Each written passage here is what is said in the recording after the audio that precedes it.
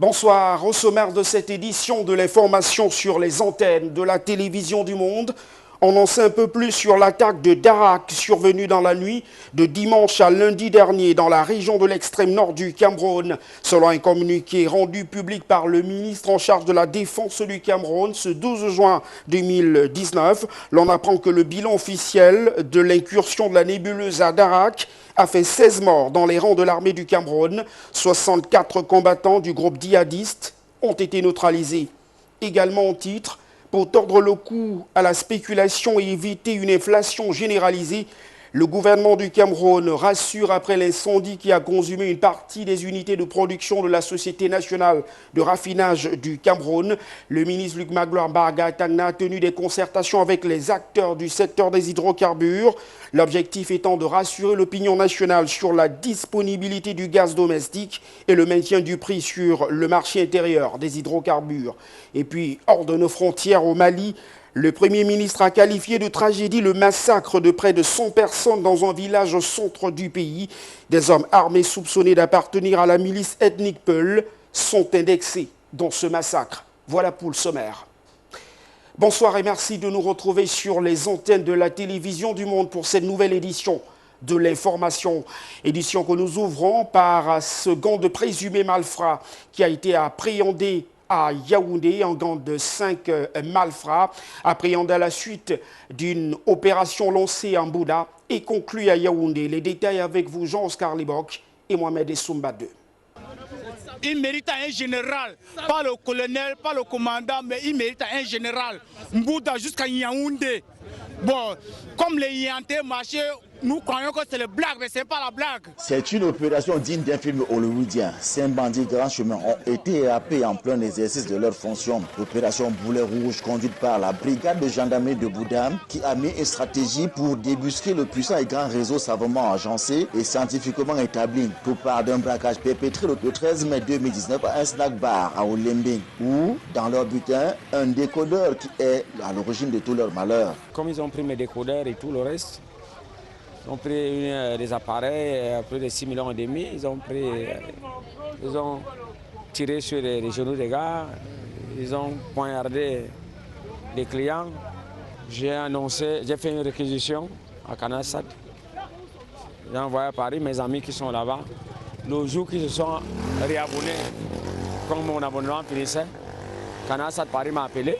Il dit, monsieur Zibi, à l'Ouest Cameroun, votre décodeur est utilisé. C'est d'où je vais maintenant là vers les autorités de sécurité camerounaises au CED. Voilà le message porté, aller en Bouddha. Quand je suis arrivé en Bouddha, j'ai trouvé le commandant, on m'a envoyé sur le commandant de compagnie, mais j'ai trouvé le commandant de brigade. On a mis la main sur le distributeur de Canasat de Bouddha, qui automatiquement a mis la main sur le nouvel abonné du décodeur. Automatiquement, le nouvel abonné a livré donc tous les gars tels que vous voyez là. Les victimes ont encore des séquelles en ce jour. Les braqueurs sont rentrés. Là, on les a pris pour un client. Comme c'était un lundi, c'est qu'il n'y avait pas assez de mouvement. Ils sont juste entrés, sortis les machettes, les armes. Ils ont dit couchez-vous, ils ont tout pris, les appareils, notre agent et tous les téléphones et tout, ils sont partis. Ils ont licoté, blessé certains. Les gars sont arrivés, ils sont rentrés comme des clients, quoi. Il y a d'abord un qui est entré, après le deuxième, après le troisième. Subitement, ils ont dit couchez-vous, ils ont commencé à ligoter les autres et puis moi j'étais couché. Ils ont pris tout ce que j'avais sur moi, l'argent, la chaîne, les téléphones, tout. Puis maintenant ils sont partis au comptoir, ils ont ramassé les bouteilles de whisky. Et l'argent de la recette de ce jour-là, ils nous ont bloqués dedans. Parce qu'il y avait certains dedans, d'autres dehors qui sionnaient partout. Puis le chef en noir, là, c'était même lui qui donnait les directives, ce qu'il fallait prendre, ce qu'il ne fallait pas prendre, comment il procédait et tout.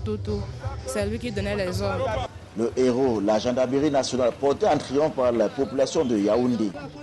J'ai dit au commandant que Dieu le bénisse et qu'il va toujours en avant. Mais en ce qui concerne mes collègues, j'attire l'attention de mes collègues que ne marchez plus, ne roulez plus dans vos voitures sans badge. Parce que quand vous n'avez pas, on va toujours confondre à ces malfrats. Les voilà qu'ils ont vidé l'église, ils ont vidé les bars, ils ont vidé. Et alors actuellement, je vous parle, je ne sais même pas si le taximan s'y vit. C'est vraiment encourageant. Si notre gouvernement pouvait voir et faire quelque chose pour ces gens qui sortent de Bouddha, pour venir attraper les gens qui sont en train de nous nuire depuis fort longtemps. Moi, j'ai été victime des vols de motos. Je perds jusqu'à 9 motos depuis que je fais dans le bain Sikin. Jusqu'au point où aujourd'hui, je ne peux plus acheter une moto neuve. Même si on me donne, le lendemain matin, je vends. Parce que je ne veux pas avoir des gens derrière moi. Le coup sûr de l'opération Boulet Rouge de la brigade de Mbouda dans l'ouest du pays, dans la capitale politique, a ému plus d'une personne. Rappelez-vous que cette brigade qui, depuis l'arrivée de l'adjudant-chef-major Sébastien Lachelin à la tête de cette brigade de Mbouda dans les Bamboutos, a toujours mis en déroute ces bandits de grand chemin. Rappelons à votre suite, Oscar Libork et Mohamed Soumba II qu'il s'agit là de la résultante de l'opération Boulet lancée par les éléments de la brigade de gendarmerie de Mboudaï qui a été conclue fort heureusement par cette interpellation à Yaoundé. Parlons à présent de cette actualité dans la région de l'extrême nord du Cameroun. On en sait davantage sur l'attaque de Darak dans cette partie du terroir. Dans un communiqué rendu public ce jour par le ministre en charge de la défense du Cameroun, Joseph Betty Assomo, l'on apprend que le bilan officiel de cette incursion attribuée à la nébuleuse Boko Haram a fait 16 morts dans les rangs de l'armée du Cameroun. 64 combattants du mouvement djihadiste ont été neutralisés. Reportage. L'on en sait désormais un peu plus sur l'attaque terroriste de Darak dans le département du Logon et Chari, région de l'extrême nord du Cameroun. Attaque attribuée à la nébuleuse Boko Haram et qui a fait une bonne dizaine de morts dans les rangs des forces de défense du Cameroun. Selon le communiqué presse rendu public ce 12 juin 2019 par le ministère de la Défense, l'on apprend que dans la nuit du dimanche 9 au lundi 10 juin 2019, plus de 300 combattants du groupement terroriste Boko Haram, lourdement armés, ont attaqué la localité de Darak, dans la région de l'extrême nord du pays. La riposte des forces de défense camerounaises déployées dans cette localité dans le cadre du secteur numéro 1 de la force multinationale mixte de la commission du bassin de la Tchad a donné lieu à des violents combats qui ont duré plusieurs heures. Le bilan des 10 combats à l'issue du ratissage de la zone d'affrontement et de ses environs font état de 16 militaires tués parmi les forces de défense du Cameroun et 8 blessés, stabilisés et évacués dans les formations hospitalières militaires pour un suivi approprié. Toujours selon ce communiqué radio-presse, signé du ministre Joseph Betty Assomo, en charge de la défense du Cameroun, l'on apprend que 8 civils ont été tués au cours de ces affrontements et un blessé stabilisé a été pris en charge. Du côté de la nébuleuse Boko Haram, 64 combattants ont été neutralisés, 8 ont été capturés et plusieurs blessés ont été enregistrés. 3 embarcations ont été détruites. Le ministre délégué à la présidence de la République chargé de la Défense saisit l'opportunité de cette démarche épistolaire pour transmettre aux familles des militaires et civils disparus les profondes condoléances du chef de l'État, chef des armées du Cameroun, ainsi que les vœux de prompt rétablissement aux blessés. Centre humanitaire d'urgence dans les régions du nord-ouest et du sud-ouest du Cameroun. Le gouvernement, main dans la main avec les partenaires au développement pour une synergie d'action sur le terrain. Le ministre de l'administration territoriale, Paul Latangandi, s'est rendu à Buea, la capitale régionale du sud-ouest du Cameroun, pour préciser les contours de cette collaboration. À sa suite se trouvaient nos reporters Frédéric Moutomé et Étienne Monté. La légendaire... Fini les actions isolées des organisations de la société civile et même des ONG nationales et internationales dans le nord-ouest et le sud-ouest du Cameroun depuis la mise en place du centre de coordination du plan d'assistance humanitaire d'urgence qui ont des sièges à Buea et à Bamenda avec de nouveaux responsables récemment nommés et installés. Paul Atangandi, le ministre de l'administration territoriale à Buea, a tenu à rassurer les partenaires au développement. Il a surtout fixé le cap du travail qui doit être fait sur le terrain et donner les directives pour un déploiement efficient dans le nord-ouest et le sud-ouest du Cameroun pour ce qui est de l'assistance humanitaire. Et aujourd'hui, il était question maintenant de travailler avec nos partenaires pour se comprendre. Et je leur ai donné à l'occasion ce qu'on appelle les modalités pratiques, qui est la Bible des opérations. C'est la Bible des opérations parce que vous avez les points focaux, vous avez les contacts de tous ceux qui sont concernés. Donc quand vous arrivez à Boya, au lieu d'aller sur le terrain, il y a les autorités administratives, il y a ceux qui vont vous guider sur le terrain. Nous avons également l'obligation de protéger, n'est-ce pas, cette activité sur le terrain et d'assurer la sécurité de nos partenaires. Donc, avec les modalités pratiques qui est conçues dans un document, nos partenaires vont se déployer sur le terrain. Ils ont l'exigence de la neutralité. Nous avons l'obligation de la transparence. Donc, nous voyons ce qu'ils vont faire sur le terrain. Et je leur ai dit également de parler un peu plus de ce que fait le gouvernement. Ça fait depuis un an que nous avons plus de 75 descentes sur le terrain. Il y a environ 104 000 familles qui ont été assistées sur les 152 000 déplacés internes que nous avons enregistrés. Et nous leur disons qu'il faut aussi parler de ce que le gouvernement fait. Parce que si on ne parle pas de ce que le gouvernement fait pour gérer cette perturbation politique dans les régions, ça donne l'impression d'une globalisation de l'indifférence quand il faut faire le bilan de ce que fait le gouvernement. Pour les partenaires au développement, la mise en place de ces centres est la bienvenue. Il permettra une meilleure coordination des activités, un déploiement conséquent et optimal pour les personnes déplacées qui ont besoin d'assistance. Ce centre va vraiment nous aider à travailler mieux, à renforcer la coordination. On a déjà des mécanismes de coordination qui aujourd'hui vont se créer une interface avec ce centre et avec la DPC. Je pense que c'est important de reconnaître dans la responsabilité du gouvernement à répondre aux besoins de la population. Donc c'est eux qui ont la première responsabilité et donc l'action humanitaire internationale vient en complément de cette action du gouvernement. Mais en même temps, elle a de principes et de règles. Surtout, on a parlé de la neutralité, on a parlé de l'impartialité. Donc c'est très important qu'on puisse travailler selon ces principes. Et ce qui nous unit ici au Cameroun, c'est amener l'aide aux populations en détresse. On a les données pour ceux qui n'ont plus accès à la santé, accès à l'éducation, accès au travail, donc tous les besoins des populations. Donc notre priorité doit être comment mieux les aider là où ils sont et donc dans le respect de nos principes, mais aussi en coordination avec les autres acteurs du terrain, dont évidemment le gouvernement. Avec ce centre et une action concertée, les organisations non gouvernementales, nationales et internationales et les partenaires au développement ont désormais une interface pour interagir sur le terrain et donc de mettre à la face du monde la réalité et des faits pour ce qui est de la crise anglophone qui sévit dans les régions du nord-ouest et du sud-ouest du Cameroun depuis plus de 3 ans déjà. La région de l'ouest du Cameroun dresse l'état des lieux de la situation sécuritaire, précisément dans le département des Hauts-Plateaux. Une réunion de coordination conjointe des administrations et des forces de maintien de l'ordre comptant pour le premier semestre s'est tenue dans le département des Hauts-Plateaux. C'est à l'ouest du Cameroun. Zobel Apollinaire Bon et Herbert Kouamon. Merci. Il a été question pendant ces assises de dresser, dans un premier temps, le bilan des activités menées au cours des 6 premiers mois de l'année en cours sur le plan administratif, socio-culturel, politique, économique, sécuritaire et d'envisager les perspectives pour les 6 prochains mois. Sur le plan administratif, les services publics, parapublics et privés de la région de l'Ouest ont normalement fonctionné au cours du premier semestre, ce malgré l'insuffisance du personnel, des moyens financiers et matériels. Certaines collectivités territoriales décentralisées, notamment les communes de Bamendio, Batié, Magba et Baganté, se sont démarquées par leur performance.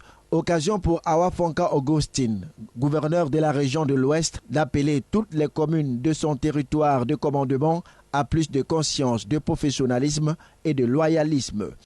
Nous avons enregistré beaucoup de projets, des initiatives publiques et des initiatives privées.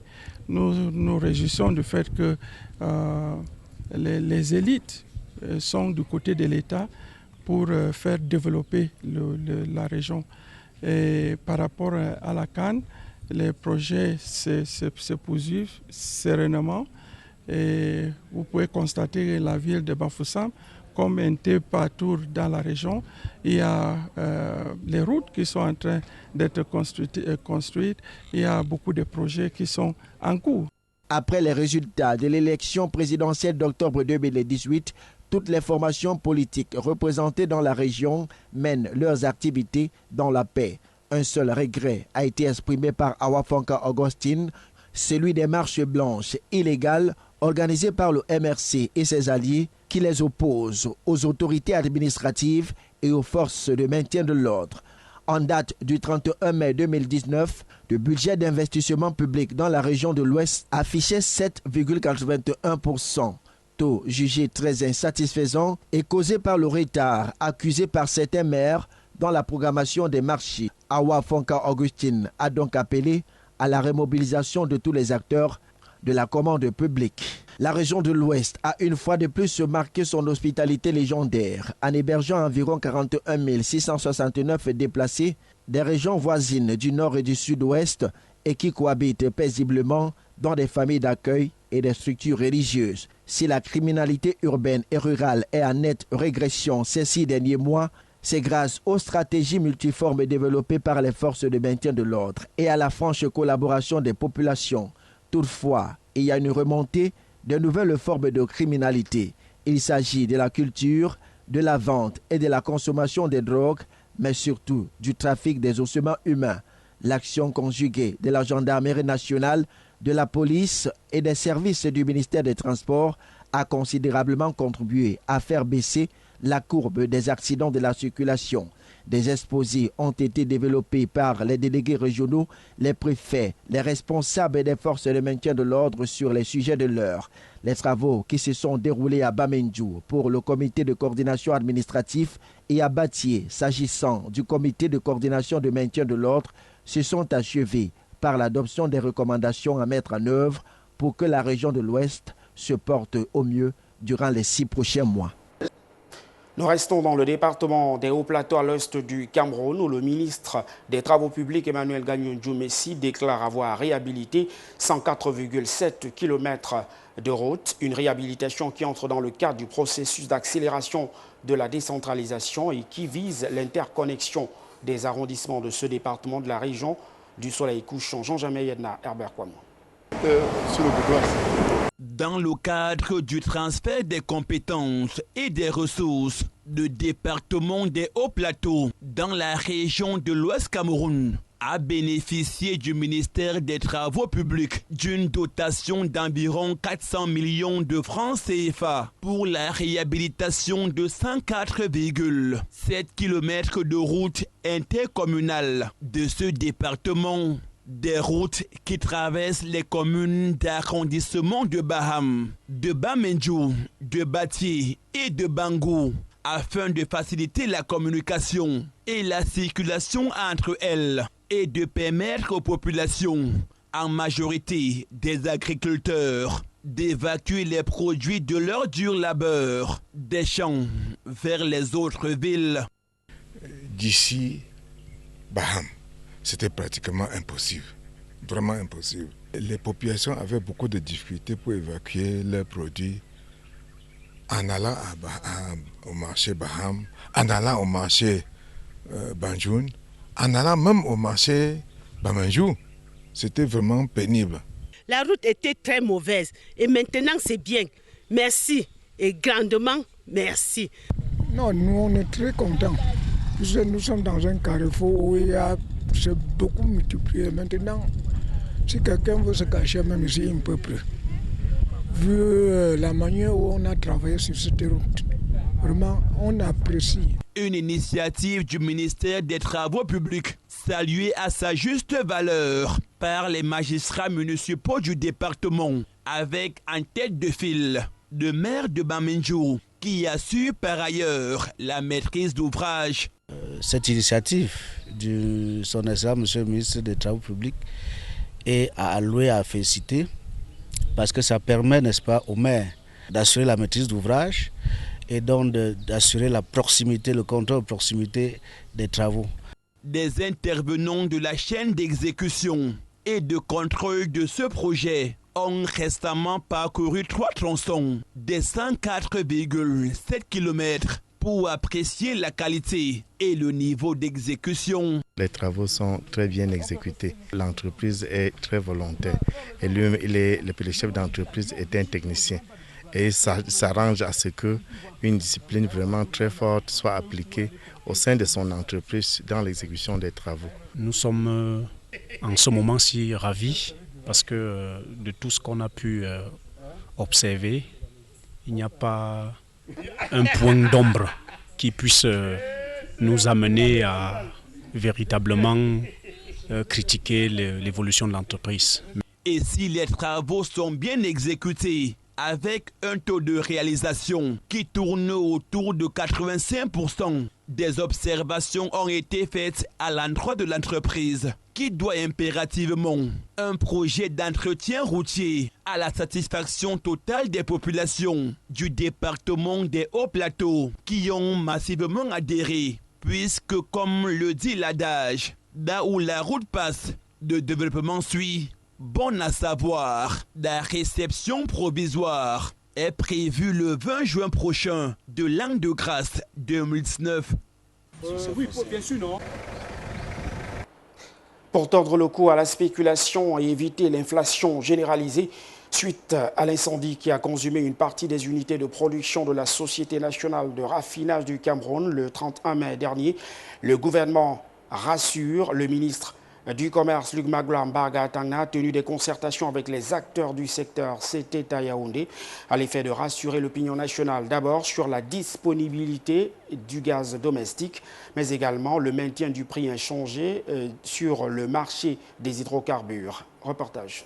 Suite à l'incendie qui a consumé une partie des unités de production de la Société nationale de raffinage du Cameroun, le 31 mai dernier, le gouvernement de la République du Cameroun veut tordre le cou à la spéculation et éviter toute inflation sur le marché. C'est l'objectif de la concertation que Luc Magloire Mbarga Atangna a eu avec les acteurs du secteur de la commercialisation des hydrocarbures. Des réunions dont l'objectif visait à anticiper sur toute éventualité de rupture ou de hausse du prix sur le marché intérieur des hydrocarbures. Dans ce sens, le Mincommerce a échangé avec les marketeurs hier à Yaoundé. À l'issue de la rencontre, Luc Magloire Mbarga Atangna a indiqué que les différents marketeurs ont rassuré sur la disponibilité du gaz domestique. Les capacités de stockage actuelles et les commandes en cours de livraison permettent donc de rassurer l'opinion publique quant à la disponibilité permanente du gaz sur le marché et surtout au même prix. En avril 2009, environ 8058 tonnes de gaz de pétrole liquéfié, communément appelé gaz domestique, ont été chargés dans les dépôts de la Société nationale des hydrocarbures à Bipanga pour l'approvisionnement de Yaoundé et ses environs, soit l'équivalent de 644 689 bouteilles de 12,5 kg, les plus utilisées par les ménages. Alors, à présent, la découverte de l'école publique d'Omende dans l'arrondissement de Bokito, une zone fortement rurale. L'école a été créée il y a plusieurs années et bénéficie d'un logement d'astreint, de quoi booster le moral des enseignants. Clovis Ndiefou. Créée en 1958, cette école s'appelait l'école catholique d'Omende. Entre-temps, les choses ont évolué et l'ancienne dénomination a changé pour laisser place à l'école publique d'Omende. Inaugurée en 1993, de nos jours, cette école située en zone rurale a un effectif de 210 élèves encadrés par 5 maîtres des parents que dirige un instituteur contractuel. Ici, la particularité est que l'institution scolaire bénéficie d'un logement d'astreint pour enseignants, construit par l'élite du coin et rétrocéder à l'État. C'est pour dire que l'élite Omende est très forte parce qu'ils se battent pour que leurs enseignants soient en paix. Il ne faudrait pas que peut-être l'enseignant est au quartier pendant que les élèves sont là. Il faut qu'il y ait un bon suivi. Vous voyez un peu, le camp des enseignants à 2 pas de l'école, il ne faudrait pas qu'un enseignant arrive en retard. Ce sont les élites qui ont construit ces bâtiments et l'ont offert au gouvernement, donc à l'école publique d'Omende. Et nous, les enseignants, nous sommes logés et nous vivons dans la paix, dans l'harmonie. C'est une fierté pour ces seigneurs de la craie. Nous ne payons pas la lumière, l'eau et nous ne payons pas ces logements-là, c'est gratuit. À Omende, l'enseignant est valorisé, il y a des domiciles d'astreint. il ne manque de rien. Ça nous permet d'être au poste aussi à l'heure puisque c'est à proximité de l'école. L'une des recommandations de la hiérarchie à propos du traitement des maîtres des parents sortis des vignages est qu'il peuple les zones rurales. Pas de problème, pas de remords, je ne regrette pas.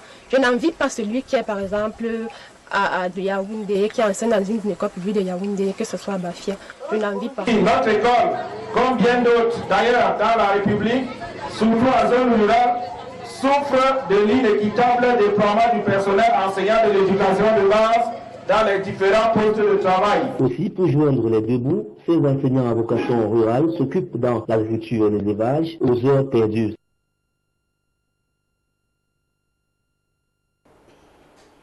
Hors de nos frontières à présent au Mali, le Premier ministre a qualifié de tragédie le massacre de près d'une centaine de personnes dans un village au centre du pays. Un massacre qui est désormais attribué à un groupe armé appartenant à la milice d'ethnique Peul. Les détails de nos confrères d'Africa News. Une tragédie, voilà le terme utilisé par le Premier ministre malien pour qualifier le massacre de près de 100 personnes dans un village du centre du Mali. Des hommes armés soupçonnés d'appartenir à la milice ethnique Peul ont fait une descente dans le village de Gand pendant la nuit de dimanche à lundi, tuant hommes et enfants, dont beaucoup ont reçu une balle dans le dos. Ce qui s'est passé ici est une tragédie. C'est une tragédie pour le Mali, c'est une tragédie pour l'humanité. Il était important qu'on vienne, au nom du président, présenter nos condoléances, se recueillir, donner un peu de compassion à ceux et celles qui ont perdu des êtres qui leur étaient très très proches. Au jour d'aujourd'hui, 35 morts identifiés. Parmi ces morts-là, il y avait des enfants, 24. Des enfants qui ont été tirés dans le dos. Donc il est important que personne n'oublie ça. C'est une horreur que nous avons vue ici. Donc c'est vous dire comment c'était horrible. Et c'est une horreur. Ces hommes ont également incendié des maisons dans une escalade des représailles ethniques qui ont englouti la nation. La violence entre chasseurs de Gand et bergers Peul a tué des centaines de personnes depuis janvier. En mars, plus de 150 Peul avaient été exécutés. Le ministre malien de la Communication, Yaya Sangaré, a appelé à l'apaisement pour éviter une nouvelle escalade de la violence. En sport à présent, le sélectionneur des Lions indomptables du Cameroun a rendu publique la liste des 23 joueurs qui prendront part à la phase finale de la Coupe d'Afrique des Nations Égypte 2019. Le grand absent de cette liste du sélectionneur néerlandais, c'est bel et bien Aboubacar Vincent, l'un des héros de l'expédition gabonaise en 2017. Les détails de Zobel Apollinaire. À cause d'une blessure qui traîne depuis plusieurs mois, Vincent Aboubacar n'ira pas en Égypte. Le sociétaire du FC Porto au Portugal n'a pas été retenu parmi les 23 par Clarence Seedorf. Le patron du banc de touche des Lions indomptables du Cameroun a également renvoyé à la maison les 2 joueurs locaux convoqués parmi les 37 au départ. Il s'agit de Simon Omosola de Coton Sport de Garoua et de Pierre Akolo de UMS de Loum. Parmi les heureux élus, 3 gardiens de but, André Onana, Fabrice Ondoa et Idriss Carlos Kabeni. 7 défenseurs, Michael Ngandengandji, Yaya Banana, Jean-Armel Kanabik, Faye Collins, Gaëtan Bon, Ambroise Oyongo Bitolo, Joskim Dawa, Chakonte. Pour les milieux de terrain, ils sont au nombre de 5. André Zambo Anguissa, Pierre Koundé-Malon, Georges Constant Mandjek, Arnaud Dioum et Wilfried Kaptoum. La ligne d'attaque constitue le plus grand contingent avec 8 attaquants. Stéphane Baokan, Jacques Zoua, Clinton Dje, Christian Bassogok, Eric Maxime Choupo-Moting, Joël Tague, Karl Toko Ekambi et Olivier Boumal. Ce sont donc ces 23 qui sont attendus à Ismaïla en Égypte le 20 juin prochain. Avant de mettre la clé sous le paillasson de cette livraison de l'information ce soir, nous vous donnons les principaux titres qui ont constitué la vitrine D'abord, on en sait davantage sur l'attaque de Darak dans la région de l'extrême nord du Cameroun. Attaque survenue dans la nuit de dimanche à lundi dernier, selon un communiqué rendu public ce jour par le ministre en charge de la défense du Cameroun. L'on apprend que le bilan officiel de cette incursion attribuée à la nébuleuse Boko Haram a fait 16 morts dans les rangs de l'armée du Cameroun. 64 combattants du groupe djihadiste ont par ailleurs été neutralisés. Et puis pour tordre le cou à la spéculation et éviter l'inflation généralisée, le gouvernement rassure après l'incendie survenu à la Sonara sur la disponibilité du gaz domestique et le maintien du prix sur le marché intérieur des hydrocarbures. Hors de nos frontières au Mali, le Premier ministre a qualifié de tragédie le massacre de près de 100 personnes dans un village au centre du pays. Mise en cause, une armée appartenant aux milices ethniques Peul. C'est tout pour cette édition de l'information ce soir. Merci de nous avoir accordé votre attention. Nos programmes se poursuivent. Au revoir.